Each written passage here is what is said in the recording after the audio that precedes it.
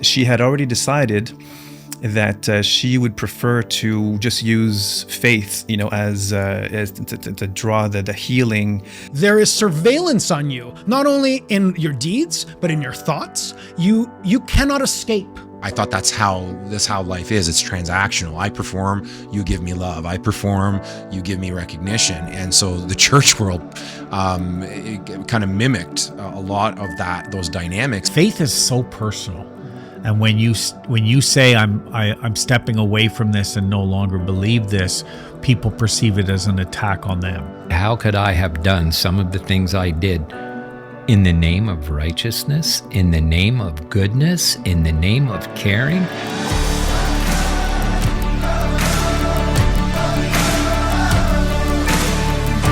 Hi, and welcome to the Living Richly podcast. We're so glad that you've joined us again this week for what is going to be probably the most personal conversation that we've ever had on the show. Around the table, I've got literally represented here decades of lived experience within church walls, serving, helping people, suffering, shame, all of it.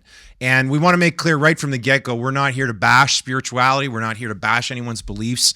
We're here to talk about what happens when spirituality gets twisted and how to heal from it, how to hang on to the good, and how to let go of the stuff that's not serving you well. So gentlemen, welcome to the show. This is going to be quite a conversation. We were joking around before that I could start the show by saying 2 ex-preachers and 3 ex-church musicians walk into a bar and have a conversation. And that's really what this is about. Rob and I, of course, you and I go back like forever and are the 2 ex-preachers. Don, I've known you like probably, it feels like most of my life, and you were part of the church plant back in the day that we started together, and were my drummer. You were the band drummer for forever. Yep, that's right. Right, Steve, you were part of a church band in the other church that I belong to. We belong to together. You're the bass player, right? And we got the drummer, we got the bass player, and then we got the rock star guitarist here from Toronto. Came all the way from Toronto, by the way, to be in studio with us today. It's true. I have a lot of commitment. You learned that in church, didn't you? Absolutely. Yeah. And you and I go back to the early 2000s where we met. You and a group had come and were in my church, and we hit it off pretty famously. And so it's great to actually have, great to have you all here. Gentlemen, let's start here. What was, in a nutshell, right? Because again, we have about 45 minutes. So in a nutshell, what did toxic spirituality look like in your world? Talk a little bit about your experience and where you started to recognize it was getting off the rails. And maybe I'll throw it your way first. Sure. Yeah. So, I grew up in it, right? So there was I didn't have like a conversion experience like other people do that arrive at church, maybe in their adulthood, and then find Jesus. For me, I was indoctrinated into it as a child. So there was no real option for me to leave the church or to do anything else. And so I grew up with a lot of questions. I grew up with a lot of internal struggles. There came a point where it was almost like Santa Claus wasn't real anymore. And at the same time, neither was Christianity. But I couldn't say anything about it because the adults in my life kept telling me that it was. And the more questions I had, the more difficult it became. And so I developed a lot of survival mechanisms around all of that. And let's face it, like I know the church background we all came from. Questions are not only not encouraged, you ask a question and you're asking for trouble. Absolutely. Right? So the pressure you must have felt was... Yeah. And so you grow up in this, you get really involved in it because from a survival point of view, it's what gets you the most response, right? Like you really please your parents by attending church on a regular basis. You end up at a Christian high school, and so following the rules makes sense. Even though like you're a bit of a subversive person, you lean into that aspect of authenticity, but at the same time, you can't help but wonder why you have all of these questions. And so it really unraveled for me over time. It was a really long process. I was very devout, very close to theology, hungry, wanted to figure out why things were the way that they were. And it wasn't until I was divorced, essentially, that I really started to walk away. Wow. And it often takes those big life moments, right? Donnie, what about for you? The toxicity term just strikes me because I saw what I was walking into as the farthest thing from toxic. Coming from a street life and a background in addictions and all of that, I was looking for a safe, what I believe to be healthy environment.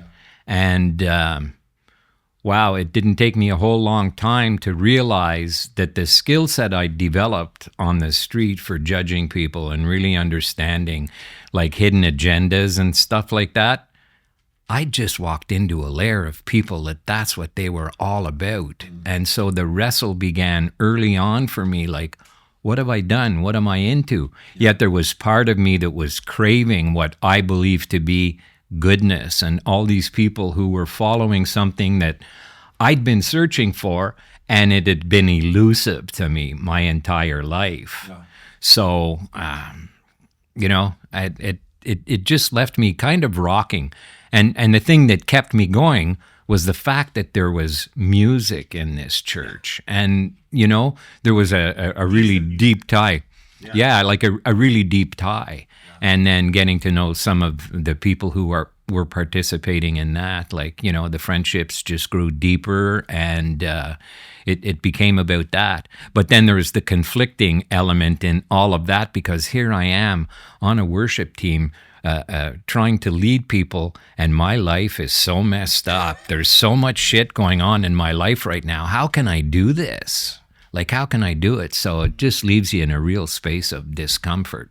And it's interesting, right? Like all five of us were involved in what we would say like front of house work. Absolutely. We were up on the platform, whether it was, I did both. I did the singing, I did the worship leading, I did the preaching.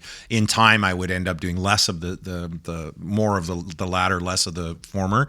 But that, let's face it, I know from a young age being pushed to the front of the room long before I was ready. In that context, I don't know if it's because my personality, my energy, whatever it was, but pushed into roles I wasn't ready for, and would launch a church at 23 years of age, where I was the youngest person in the room, with no leadership training, with no mentoring. I actually still vividly remember the lead pastor of the church that I belonged to at the time. We had spent an afternoon together running errands to sort of prepare for the launch of the new church. And we took a break at Tim Hortons and grabbed a coffee and a donut together. And here I am, young kid. I'm with the top dog of the big church. I'm feeling pretty like, whoa, this guy's pretty good. It's pretty cool, right? And I remember vividly in the conversation, he turned to me and says, "Oh, by the way, don't get used to this, because this never happens." And the signal was sent very early on. You're on your own. Figure this shit out. And that's what I would end up doing, which wasn't very healthy for me. But Steve, what about for you? Well, for me, I started early too. Was baptized as a Catholic boy. I circumcised, as a Catholic boy. Then I got baptized 2 more times. I can still speak in tongues, by the way. Oh, interesting. we can have an offside about that one later. Yeah. And same. I started going to a bigger church that had a great music program, and I started playing music and really getting involved and going deeper and deeper, and then I have a scientific side of me as well, with my training and my background, and then I couldn't put 2 and 2 together, like the faith side of things, and then like the engineering, the mechanics of how that all worked, but. Again, it was fun, like all the friendships that we developed, and the involvement, having to go multiple times a week and things like that. The community was a thing. Let's that's face right. it, right? Yeah, Community it was a big part of the draw. Yeah.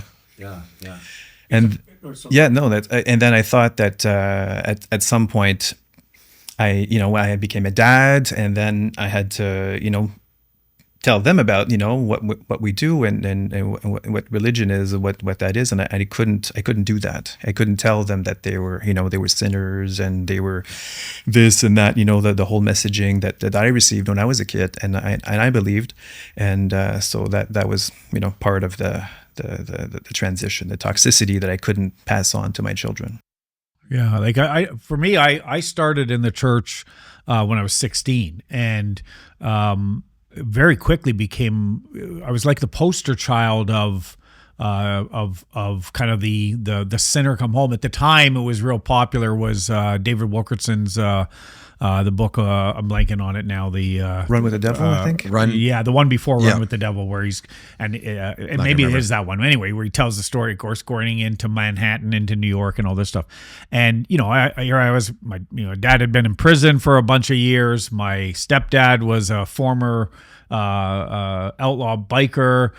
So here we were. I mean, I had long hair, like the whole thing. And so the church right away was like, oh, there's the poster. And they immediately put me into, first time I spoke in front of a church I was 16. It was like and all of a sudden here was this kid who had nothing, who was so insecure and had like no one that would validate him, suddenly being told you're like amazing, and the addiction of the applause and of being the guy at the front carried me.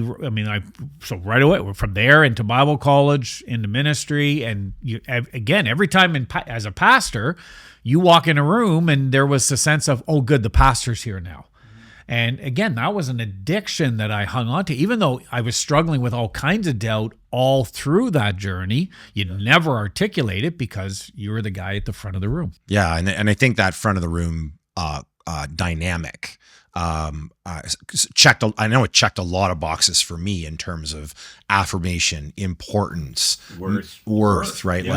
And we see it inside, outside the church. We just had a conversation. The last podcast was with 3 successful businessmen, and they're not churchgoers, but it's the same issue. They've been striving for worth and affirmation and recognition all their lives, only to find that leaves you feeling pretty hollow. Yeah, absolutely. Right. And even like the aspect of belonging. Yeah. Right.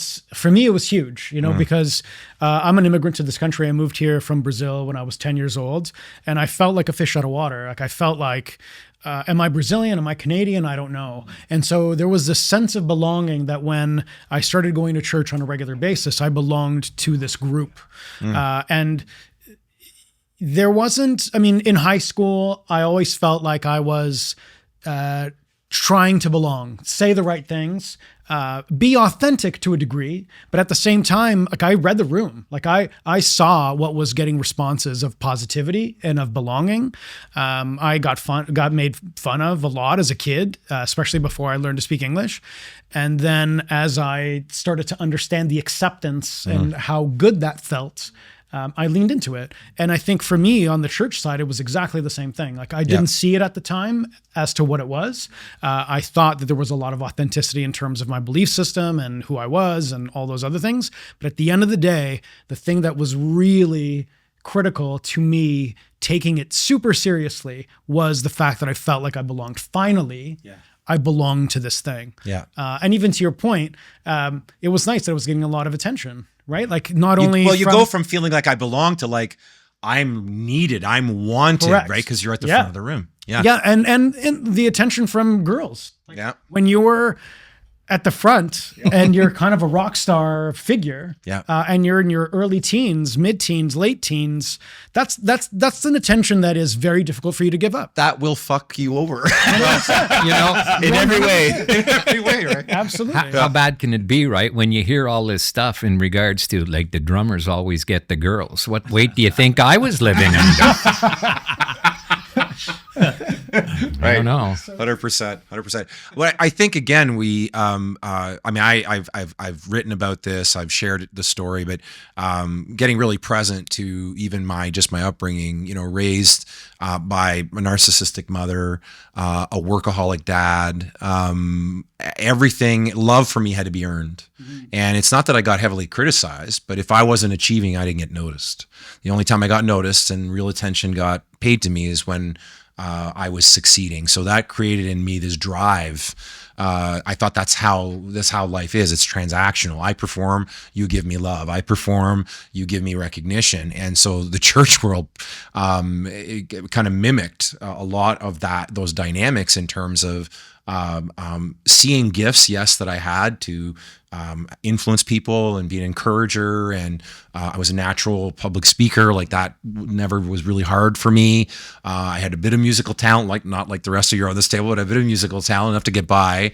And so in that space, like you become a hot commodity, because at least back in the day, we're talking about the church background we grew up in. We recognize there's all kinds of other expressions, but the one that we grew up in, it was all about the show on Sunday morning. And nothing else really mattered. And right. So you talk about it just fed this performance piece in me. And it would take years before, it would take 2 burnouts while I was at the church. It would take a lot of pain. It finally would take my dad passing away in 2008. We were sharing the story upstairs. I'd been for probably 3 years standing in that pulpit, not believing most of what I say, but like, where do I go? What do I do? Who's going to hire some kid who's never been to college, university, or have any kind of real work experience outside of the church? I got a young family to support. I was depressed. I was burnt out. I was disillusioned. And then my dad dies, and I'm like, life's too short. And that was my exit, which I went from the frying pan into the fire for a few years, but thankfully that changed. But I'm curious, what was the moment, or what was the significant shift where you knew I got to get out? Well, in the questionnaire that you'd sent out, you talked about, addressing something that we didn't think we'd be sharing today. And I think for me, watching how things were unfolding during the era, and we weren't just going to church in order to attract people to what we believed would be a better lifestyle for them. We got into this warring era, and there were so many things happening. And, I remember, and very uncomfortable for me to talk about now, as much as it was then, was confronting you in regards to a trip you wanted to attend. And I remember saying, no, because I was part of the board, no, I don't think that you should be going to that. We're missing the mark here. And I feel strongly enough about this that I'll resign over this. And the next words out of your mouth were, and I'll gladly accept that resignation. I don't even remember that. I'll gladly accept that resignation. And so I knew right then and there it was time for me to get out. Now it just became a matter of disciplined unraveling, and I don't know how much discipline was actually being applied, to be honest, because still part of street in me and vindictive and fuck you, you're not going to listen. This is important. And so all of a sudden, something I wanted to address and ease the conversation around and maybe move in a different direction got shut out as quickly as I'd been let in. And so it was that wrestle for me, okay, am I the one that's wrong? Am I the one that's no good? Am I what is this? Because the other people I was serving on the board with sat there just kind of silent. Echo chamber. Yeah. Echo chamber. Yeah, that's what we've been raising. It's interesting. I don't honestly recall any of that. I'm not surprised that would have happened. To hear you describe it, it sounds like you're describing another human now. That would be the last a version of me that would show up today. Well, right? Understand. I was talking to a different human then. I was talking to somebody who'd been groomed. That was one of the biggest challenges for me, and why I talked about doing something like this a while back, right? So many people are trapped in that. They don't realize. You don't know you're being groomed when you're being groomed. Yeah. And here I was watching all of this unfold with the sensitivity that the street delivers to you in understanding and just awareness, and watching you fall prey to that, not knowing how to address it with the people who were doing it. And here you were, my pastor, at the same time. So yeah. complexity. Heavy. Yeah, there's no complicated dynamics here. Right, none at all. Wow. What about for you? What was that moment? There wasn't a specific moment per se. It was a gradual, questioning and seeing things that had happened. But I can speak about one of the moments. I remember at some point they needed somebody to help counting the tithes, at our church. Oh yes. And I was in that room where I had never been before, and everybody's like counting the envelopes and compiling different. The cash money, the coins and the checks and all that and all that stuff. And I thought it was so dehumanizing, all those people that were giving, probably some of them giving like a lot of what they could use at home and something that needed. So that was one of the moments that for me that I remember that was part of, wow, okay, it was an eye opener for sure. That whole tithe thing. It's fascinating, right? Like they measured success back in the day. Success was measured by the size of the budget and how many butts were in seats on Sunday morning, not in transformation, not in changed lives, not in people being healed and whole. We were measuring all the wrong things. What was that turning point for you? Well, it's interesting that you mentioned this because for me, I was in my mid to late teens, and I had a lot of doubts, a lot of questions. There were a lot of things that absolutely didn't make sense for a long period of time. But I went to a church that the prosperity gospel was front and center. And so we would have guys like Jesse Duplantis, Jerry Savelle, Kenneth Copeland, like these guys would come to our church and they would have part of their crusade stops were at our church. And I remember just not connecting with any of that at all. Like none of that resonated with me. It all felt completely disingenuous, greedy as hell. The entire thing just left me feeling horrific about it. But as time went on, I realized, and as I spoke to some of these guys, like I spoke to them, I spoke to my pastors, and I realized that this was not a get rich quick scheme, but this is it was a business model that got applied to the whole thing. Like, how do you grow financially in your church? How do you get more people to your church? Well, you get one of these prosperity gospel guys to come in, have a meeting, and not only are your tithes going to go up because they're going to be people are going to be feared into giving, because the only way that they can give, the only way that they can receive from God is if they give of an abundant heart. Right? Yeah. And there are going to be new people coming in. And so I would imagine that in the brochures and in the conversations that Jerry Savelle and Jesse Duplantis and these guys would have with other churches, they'd be like, here are the benefits to having us here. You're going to have more people. Yeah. You're going to have more money.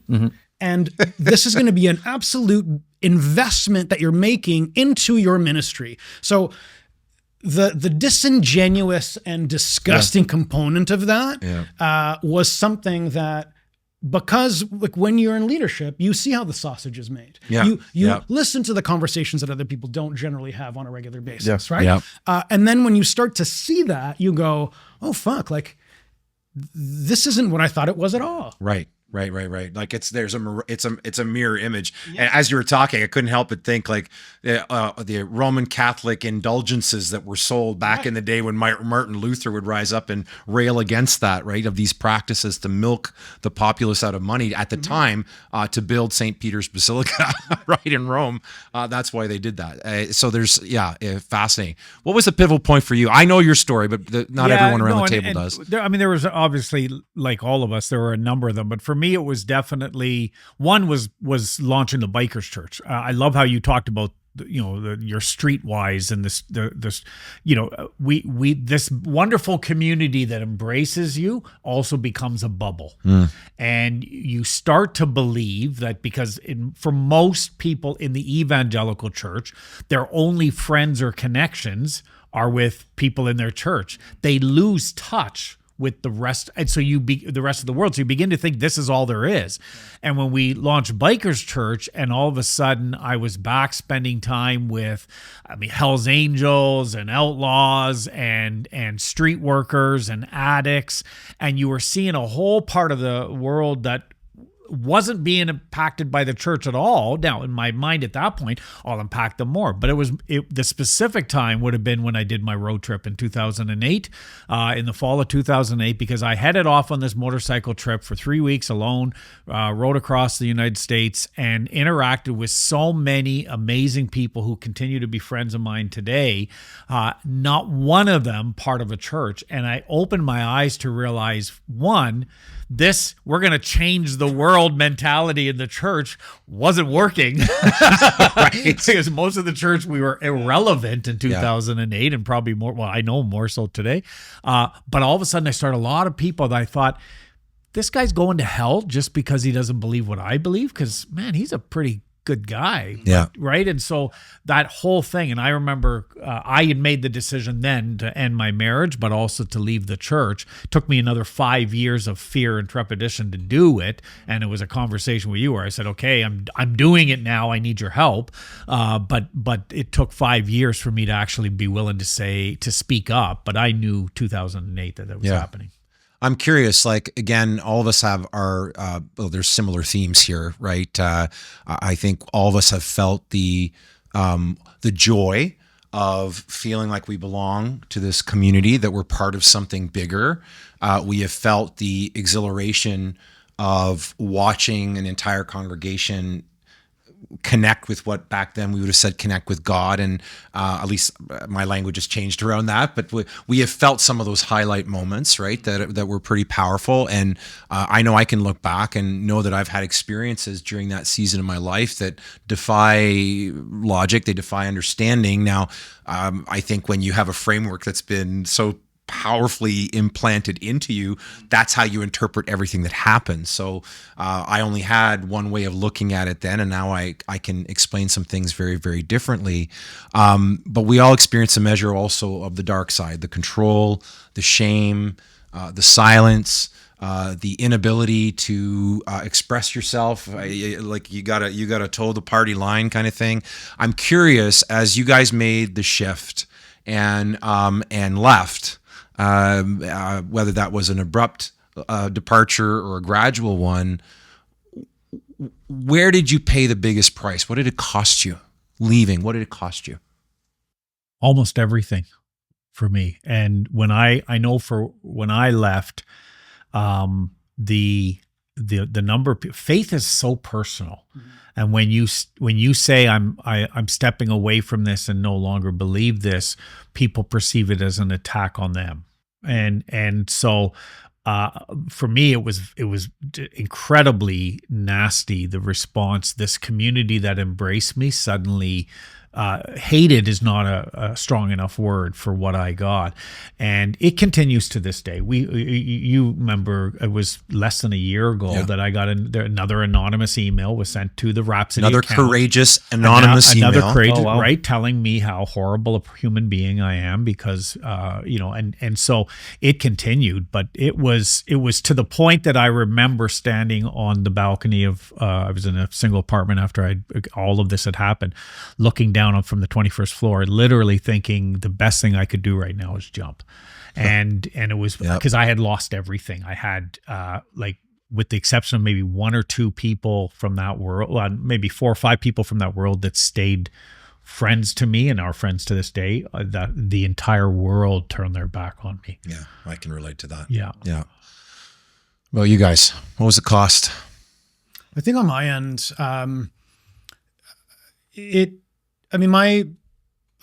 if I'm honest, like my marriage would have ended regardless. You know, I think it's important for the context. Like I got married to somebody who I had met when I was in church. I was really young. How old were you when you got married? I was 24. 24. She was 21. We had met when I was 16 years old. So you sort of do the math. Like she was pretty young. We weren't dating immediately, but like as we became friends, we didn't go to the same school. So our age difference wasn't super significant at the time. But when you grow up in this church thing together and you're the main worship leader at your youth group of, you know, like because I went to essentially like what would be called a mega church. Yeah. And so it was a really big youth group. We did a lot of things. Being the main worship leader at this place meant something. At least it meant something to me at the time.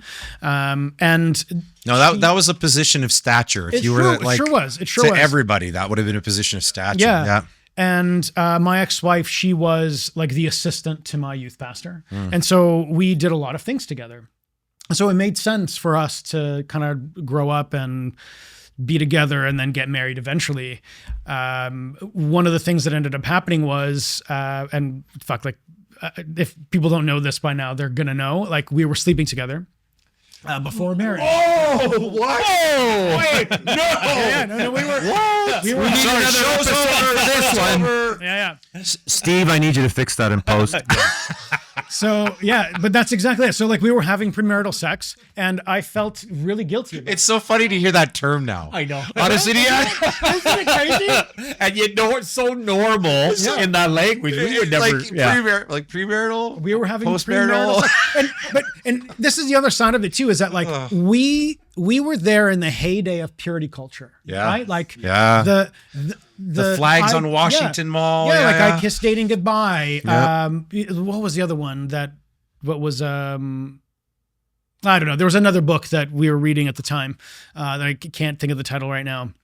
But so we were in this environment where purity was of utmost importance.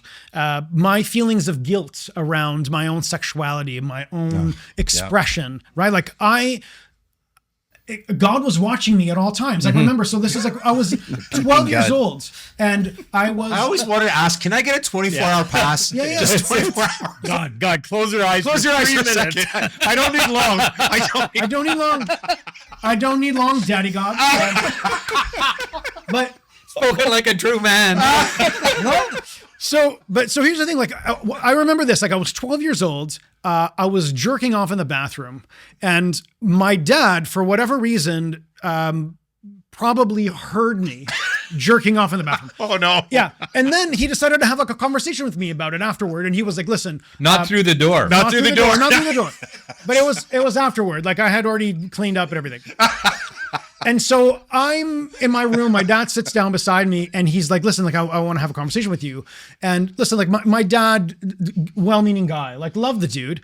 But he basically in that conversation told me like, look, listen, Jesus is watching you at all times.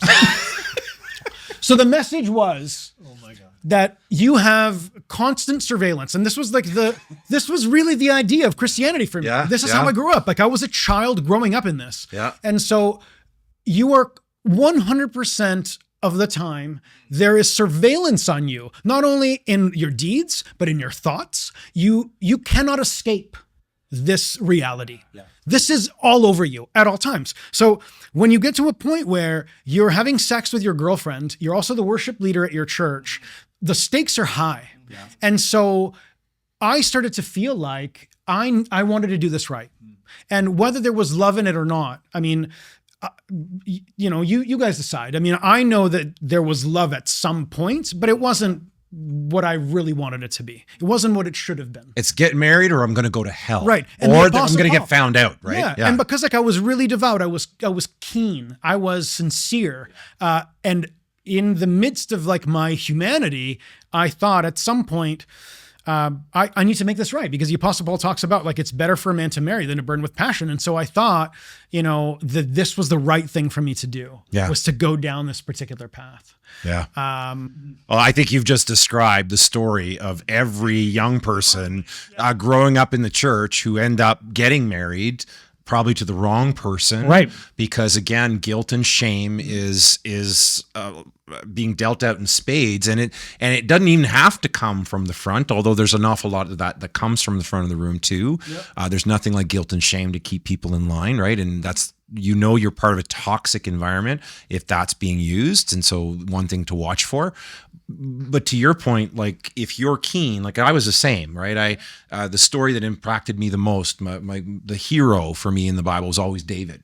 Why? Because he was described as a man after God's own heart. And I always said, I want to be that, right? He was flawed. He made a lot of mistakes, but I also loved the warrior poet combo there. That was pretty cool, right? He's like he's a fighter, he's a lover, he's a poet. Also an underdog. An underdog, right? Like serious underdog, right? In all the stories. So I always related to that. And so here you are wanting to do the right thing and be that holy person, but it was an unattainable goal. To your point, I love you talk about never looked at it as surveillance.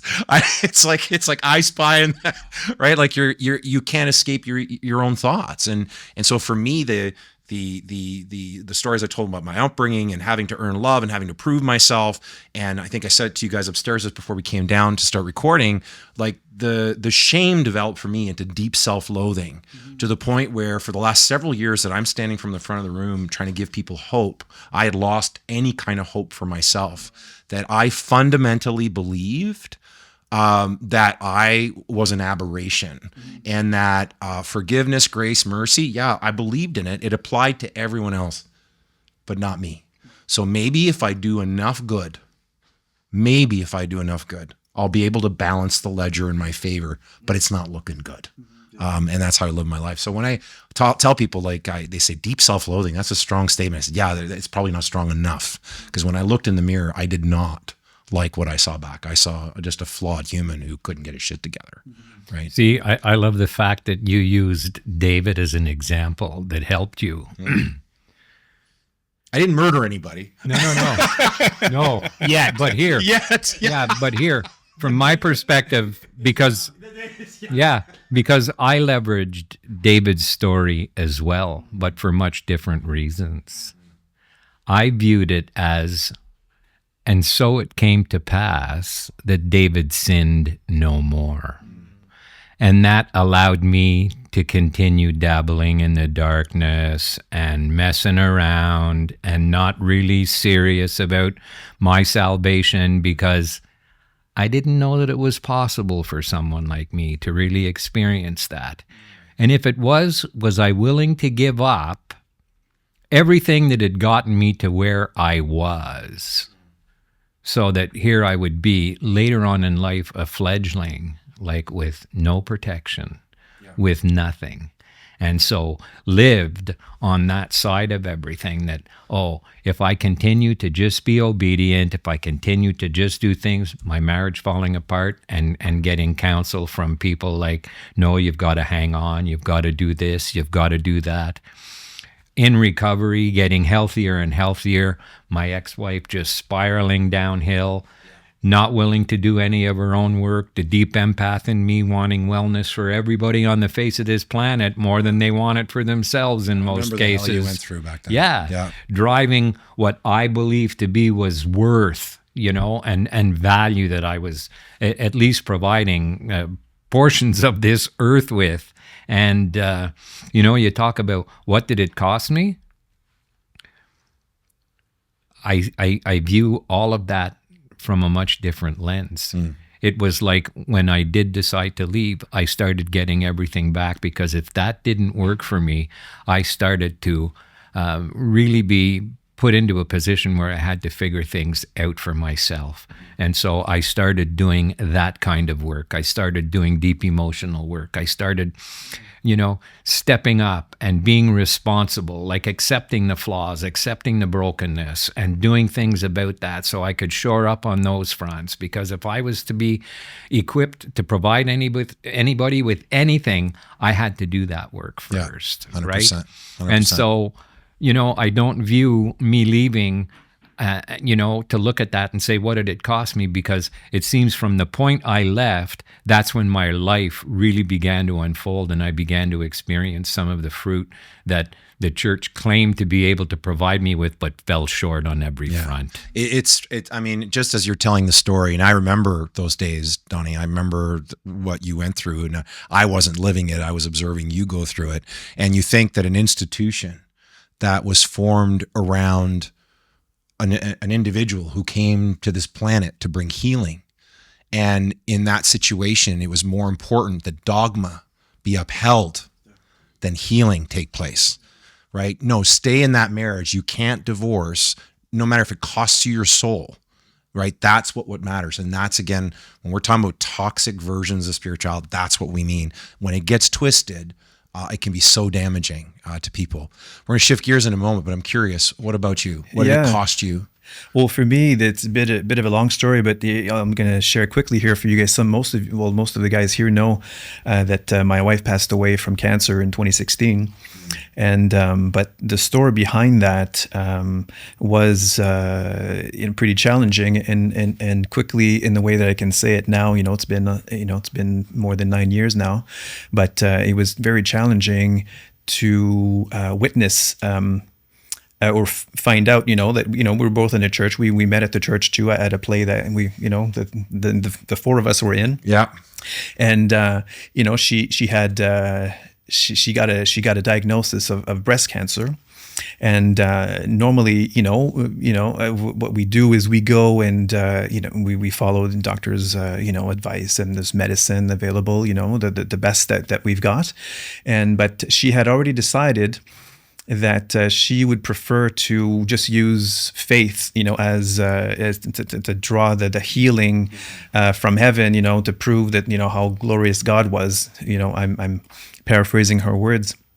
And so as a cost to me, there's a certain cost as because was happily married, and had 3 very young children, but the cost was to my children, that faith that she had, which is in a way honorable, when you're in the church, we were told, without faith we can't please God, and things like that. And she took it really literally. And when the time came to have to make a big decision, then she decided to choose God rather than her family. In a way, it wasn't directly like that, but in her mind, she hoped that was everything she had learned was true, and so there was a big cost. Brother, I can't. I mean, I knew you had lost your wife many years ago. I didn't know that part of the story, and I can't even fathom the pain and the turmoil something like that would cause you. Wow. And the rabbit holes that sends you down, right? Like, because I think one of the things that for me was toxic about Christianity, and I didn't really understand this until much later, because when you grow up in it, again, like it's just told to you as this is truth. This is the world you live in. This is truth. And so I think the thing that really bothered me was the fact that Christianity or evangelicalism, or however you want to describe it, owned truth. They owned, like, the scriptures were the infallible word of God. So every single word was inspired by a deity, by the Trinity. Hard to argue with that, right? So when the construct becomes that strong, right? When it's like we own truth, everything else, everyone else is a lie. Everything. Yeah. If it sounds a little bit like this but isn't exactly like this, then it's a lie. It's a deception from the enemy. And so you get this like good versus evil situation. And that to me was really how it all broke down, because the ownership of truth is the part to me that today, like even like when Christians are going to listen to this podcast, they're going to have their own opinions about the fact that, well, none of this matters. Like, you guys are all sentimental about whatever the fuck it is that you guys are sentimental about. But at the end of the day, the truth is that Jesus died for you on the cross because you were born into a world of sin. And then you needed his sacrifice on the cross. And the only way that you get to go to heaven with him is if you believe that he's the Son of God and that he died for you. And so when you tell someone that you're like, listen, like, I'm just not convinced that that's true. Like, that is not convincing to me based on everything else I've seen. Then I can only imagine, like, your wife makes this decision to go down this particular path, and there's such a subjectivity to whether or not this is true. And then when it doesn't the reality that you're expecting, then somebody of the faith will be like, well, like, listen, like God works in mysterious ways. Well, or and it's interesting when you share It's a that mystery. because when you share that story, I remember, and it didn't. Thank God this didn't happen directly to me. It went through it was filtered through my sister. But when my daughter died, one of the key people in the church said to her, "If only they had had more faith." Yeah. Right. And so it was the opposite. It's either, well, God works in mysterious ways, or maybe if only she had had more faith, brother. Right. Like, and So but destructive. it's because they're so wrapped up in that truth. If you said, well, I don't know if I believe that, what would be the response? It doesn't matter what you think. I think it's wrapped up in that story, Yeah. not the truth. No, that's right. Yes. Like that's Thank you the for difference, clarifying. right? Yeah, you're right. Like, and I think everybody around this table can sum up everything they've experienced in the two words you just uttered to Steve when he shared his story. I can't. I can't. Like, when you step away from something and you really invite clarity into the situation, that's such an uncomfortable fucking feeling to experience, because how could I have been so duped? How could I have done some of the things I did in the name of righteousness, in the name of goodness, in the name of caring? Everything that I stepped into this environment looking for is absent. I can't.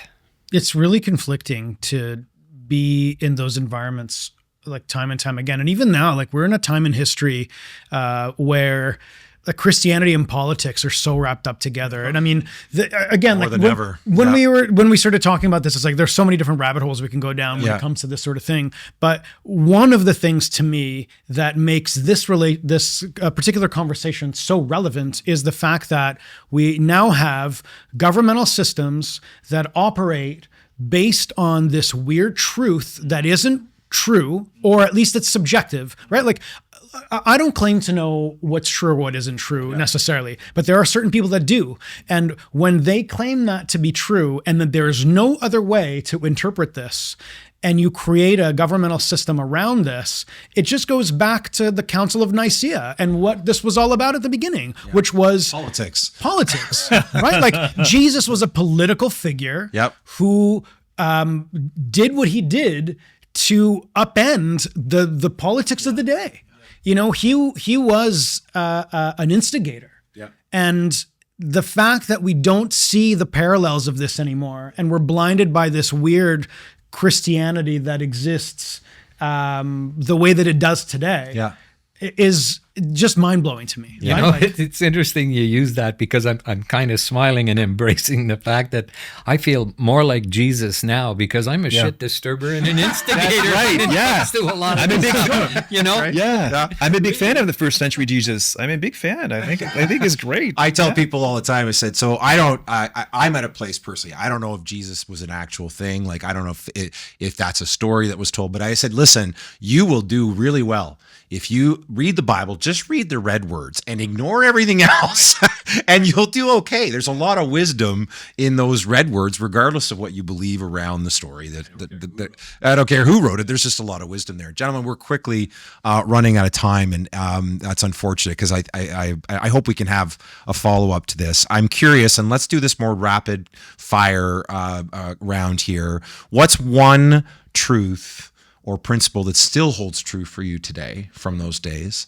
And what's one you've had, like a significant one you've had to lay down? So what's a significant principle you're still hanging on to that's still meaningful to you, and one that you really had to throw to the curb? For me, it's easy. Grace is one that I hang on to, and judgment is one that I let go of. Nice. Love that. Love that. Jeez, mic drop there. That's it. You can't top Podcast that. is over. Sorry. And we're done. What about for you? I think for me, it's the idea that do unto others. I think when one of my principles as a dad is to, if there's anything that's ever in doubt, if my kids have some sort of decision to make, what's the thing that's going to serve everybody else the best? Or what do you wish would be done to you in this situation? And so that's sort of like what you do to other people. I think that's an excellent way to continue to live your life. And judgment, to your point, like I think is the same thing. It's like you don't know anyone until you walk a mile in their shoes. You have no idea what's really happening in their lives. And for you to make some sort of judgment based on their actions, based on their reactions. I mean, like all any of us are trying to do is survive. All any of us are trying to do is survive. I know I've made so many mistakes because I've been trying to survive. 100%. 100%.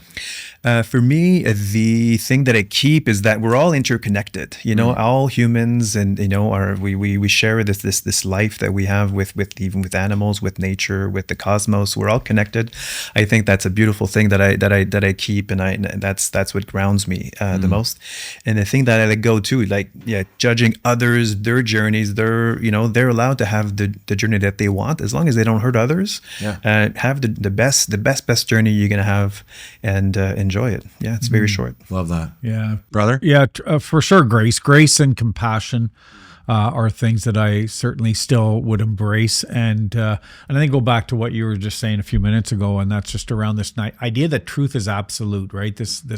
I relish the freedom of recognizing that I don't know. That's powerful, right? Lean into the mystery. My God, it's like I don't know. I don't know. It is so liberating, man. It is so freeing. You think, again, we talk often, or at least in church talk, that God can't be understood, that he's beyond description, he's beyond understanding. And yet modern day Christianity is all about putting him, her, whatever in a box and breaking it all down into a formula. And you literally squeeze the mystery right out of it. For me, I think what I hold on to, everything you guys said, always leave people better than you found them. Always be. So that sense of impact and love and nurture, and give people your time and energy, like that continues to be part of who I am. The absolute truth piece, definitely one of the strongest. I'm a firm believer now that actually you can find truth anywhere if you're looking. That truth can be found anywhere. It's not just found in one spot. Final question, gentlemen. Someone's listening to this. They're on the brink. Maybe they're still stuck, but they know something's not right. What do you say? What's your advice? I'd say if any of this resonated with you and has raised any form of uncomfortable question in your soul, in your mind, in your heart, everybody's contact information is going to be somewhere in the notes of this. Get a hold of whoever you resonate with, and let's have coffee. Love it. I would just give them Don's number. Don's gonna be busy. Talk to Don. Talk to Don. Hashtag talk to Don. That's it. I would say stay curious. I think we live in a time in history now where information is available to us in ways that they haven't been ever before. And it's so easy to get information. It's also easy to get misinformation, of course. However, I think people are discerning and they can get the information that they need that is accurate from good sources.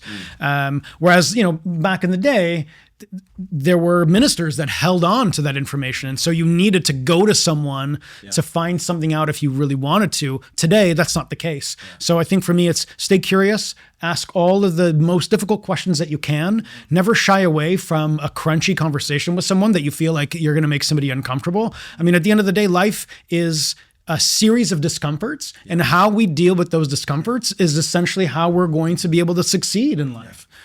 I love that because I think, and I would just echo that. If the faith or the belief that you hold to is so bulletproof, it's okay to fire some bullets at it. It won't shatter it. But if it shatters it, maybe it wasn't so bulletproof in the first place. Right. So let that curiosity be the bullets that you fire. Wow. So if you're listening, watching this episode, whether you've been wounded by religion or just questioning kind of where you stand now, there's space for you here.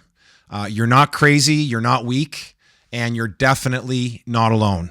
Healing doesn't mean you have to burn it all down, but you do get to stop pretending and get real with yourself and what matters to you. So thank you for tuning in. Guys, this has been so rich. I feel we could probably go for hours on the subject, and so we'll definitely have to do this again. We encourage you, if this show really meant something to you, share it with someone who needs to hear it. Make sure to visit our website at livingrichley.me, where you can get all the show transcripts, and you can sign up for the 15-day Life Vision Challenge, and also our exclusive Facebook group, which is made up of people on a similar journey, just trying to live their best life and reach their full potential. So until we see you next time, get out there and live that best life.